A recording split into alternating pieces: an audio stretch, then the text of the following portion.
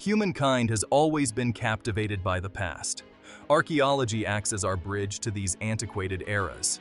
Among the many branches of archaeology, biblical archaeology holds a unique pull. It delves into the historical veracity of the Bible, seeking tangible connections to the stories that have shaped our faith and culture. The discovery of ancient cities, artifacts, and even human remains offers a quick look into the world described in the Bible. Through painstaking excavation and scientific analysis, archaeologists strive to separate fact from fiction.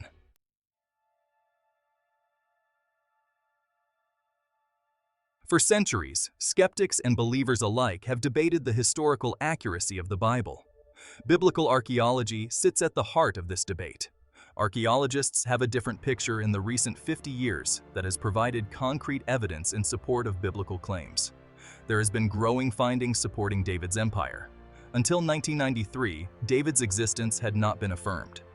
The stone slab finding known as the Tel Dan inscription marked the evidence of David's life.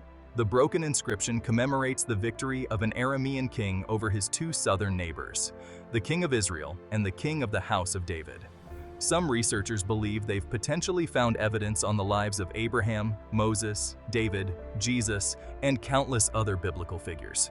Recently, a radiocarbon chronology study showed the life of King Solomon's city of Gezer. Analysis of defensive walls, an administrative building, and gates dated to the 10th century BC point to the notion these structures were built during Solomon's reign. The passage of time, natural disasters, and human conflict have often left behind only fragmentary evidence. Despite these challenges, biblical archaeology continues to dazzle mankind. It beckons us to explore the intersection of faith, history, and the power of human story.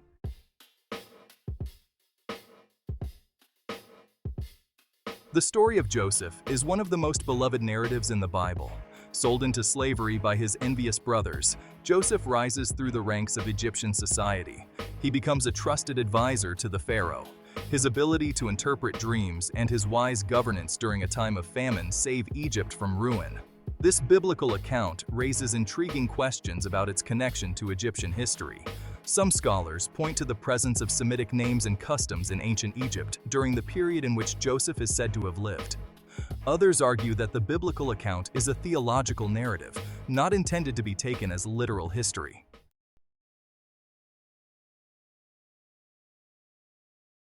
In the early 20th century, an intriguing discovery at the site of ancient Avaris in Egypt's Nile Delta fueled speculation about a possible connection to Joseph. Avaris served as the capital of the Hyksos, a foreign dynasty that ruled parts of Egypt for over a century. Excavations at Avaris unearthed a large tomb complex, quite different from traditional Egyptian burials. This led some archaeologists to believe it might belong to a high-ranking official of Semitic origin. Among the artifacts found within the tomb were a statue and fragments of a coffin. The statue, depicting a man with reddish-brown hair and a multicolored coat, fueled speculation that it could represent Joseph. Critics argue that the evidence is circumstantial and does not definitively prove a connection to Joseph. The dating of the tomb and its contents has also been subject to debate, leaving the question of its association with Joseph open to interpretation.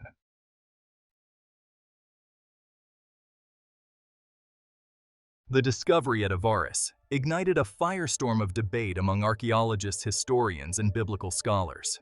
Some embraced the findings as potential evidence for the historicity of Joseph, using it to bridge the gap between biblical narrative and archaeological evidence. However, others remained skeptical, cautioning against drawing premature conclusions. The debate highlighted the challenges inherent in using archaeology to prove or disprove biblical accounts. Despite the ongoing debate, the discovery at Avaris serves as a powerful reminder of the story of Joseph. It highlights the potential for archaeology to shed light on biblical narratives, even if it doesn't always provide definitive answers.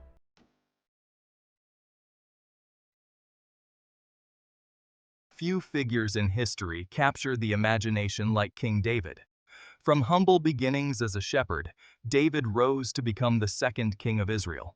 He is credited with uniting the 12 tribes, conquering Jerusalem, and establishing a golden age for his people.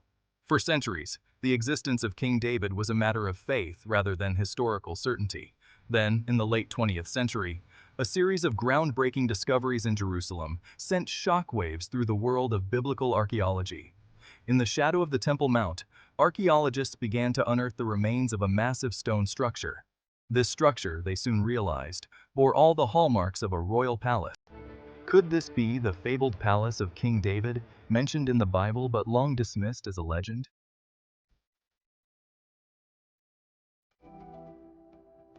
The archaeological site known as the City of David lies just south of the Temple Mount in Jerusalem. It was here, according to the Bible, that King David established his capital after conquering the Jebusite city of Jebus. He renamed it Jerusalem, making it the political and religious center of his kingdom. Excavations in the City of David have been ongoing for over a century, yielding a treasure trove of artifacts. In the 1990s, archaeologists made a pivotal discovery, a large stone structure with walls up to 6 meters thick. This structure, known as the Large Stone Structure, is believed by many to be part of King David's palace.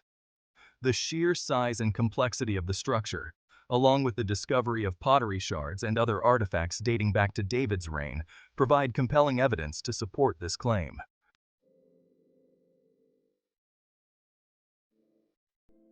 The discovery of what is believed to be King David's palace is a testament to the power of archaeology to bring the Bible to life.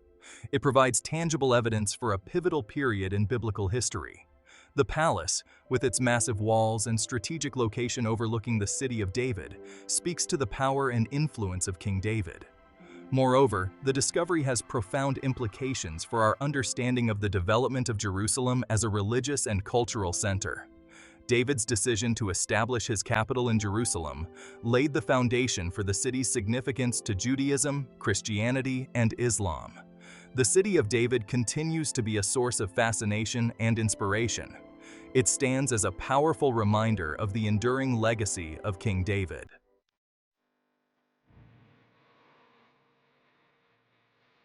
The Ark of the Covenant. Mentioned throughout the Old Testament, it stands as one of the most sacred and elusive artifacts in human history. According to biblical accounts, the Ark was a wooden chest, overlaid with gold, that housed the stone tablets upon which the Ten Commandments were inscribed. Its presence signified God's covenant with the Israelites, and its power was said to be both awe-inspiring and fearsome. Over the centuries, the Ark's fate has been mysterious. The Bible tells us that it was kept in the Holy of Holies, the innermost chamber of the temple in Jerusalem. But its trail goes cold after the Babylonians destroyed the first temple in 586 BCE. Some believe it was destroyed along with the temple. Others maintain that it was hidden away, awaiting rediscovery.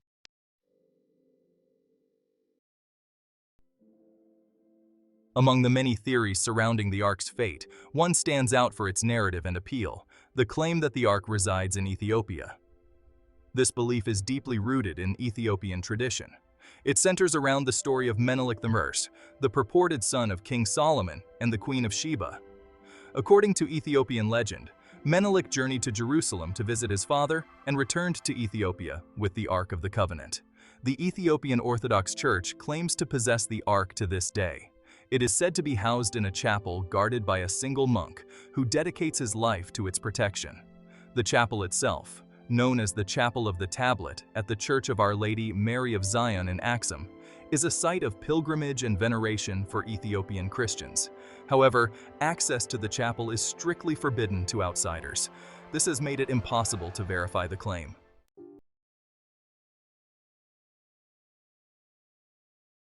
The question of whether the Ark of the Covenant still exists, and if so, where it resides, remains one of the riddles of our time. The Ethiopian claim is just one of many theories. Other potential locations have been proposed, ranging from Mount Nebo in Jordan to a cave beneath the site of the First Temple in Jerusalem. Each theory comes with its own set of compelling arguments and counter-arguments. Despite the lack of conclusive evidence, the search for the Ark continues. The Ark represents more than just a physical artifact. It symbolizes the presence of God, the power of faith, and the unknown. Whether it is ever found or remains forever lost, the Ark of the Covenant will continue to inspire debate on the connection to the divine powers. One text called the Treatise of the Vessels says that the ark shall not be revealed until the day of the coming of the Messiah, son of David. And the book of Revelation claims that the ark will not be seen again until the end times.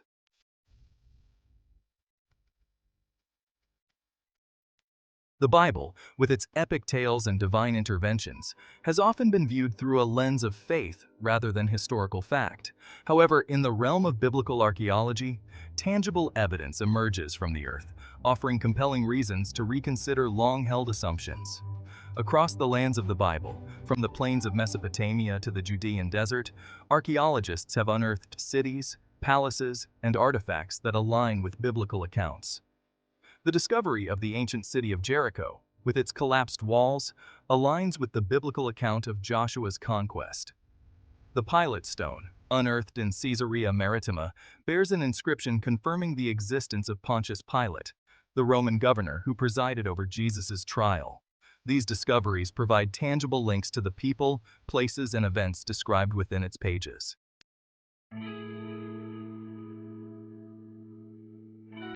The evidence for the Bible's historical reliability extends beyond physical artifacts. The study of ancient Hebrew, Aramaic, and Greek texts provides insights into the linguistic nuances of the biblical world. The Dead Sea Scrolls, with their remarkably well-preserved biblical texts, demonstrate the accuracy with which scriptures were copied and transmitted over generations.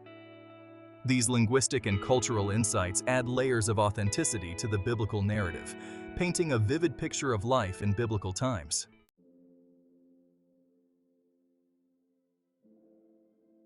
The grand amalgams weaving together faith and history.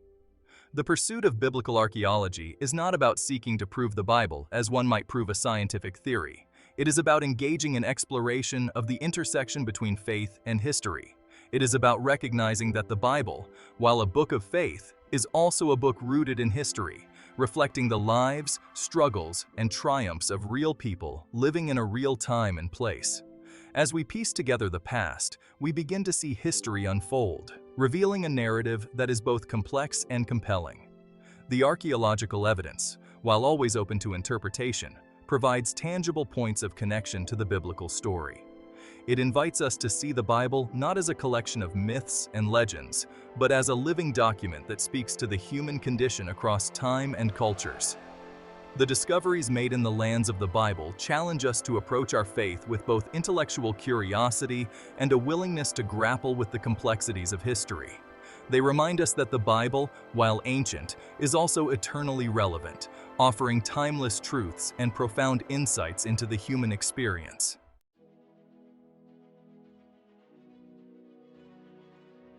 The quest for biblical archaeology leads us back to the power and relevance of the Bible. These ancient stories now emerge from the earth, imbued with renewed vitality and historical weight. The Bible reveals itself as a book fixed in history, rooted in ancient civilizations and corroborated by evidence. This strengthens our faith, affirming the Bible as a trustworthy foundation. It reminds us that God is actively involved in human history. The Bible is a living guidebook, offering timeless wisdom and practical guidance. The stories of faith, courage, and redemption speak to the challenges we face today.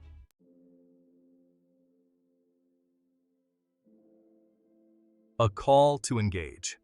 As we have journeyed through the world of biblical archaeology, we have witnessed the power of discovery to illuminate the past and deepen our understanding of the Bible. But the true adventure lies not just in unearthing ancient artifacts, but in unearthing the truths contained within the scriptures themselves. This is an invitation, not merely to read the Bible passively, but to engage with it actively, to wrestle with its teachings, and to allow its message to transform our hearts and minds. Study the Bible diligently, delving into its historical context, exploring its literary nuances, and seeking to understand its message in its fullness.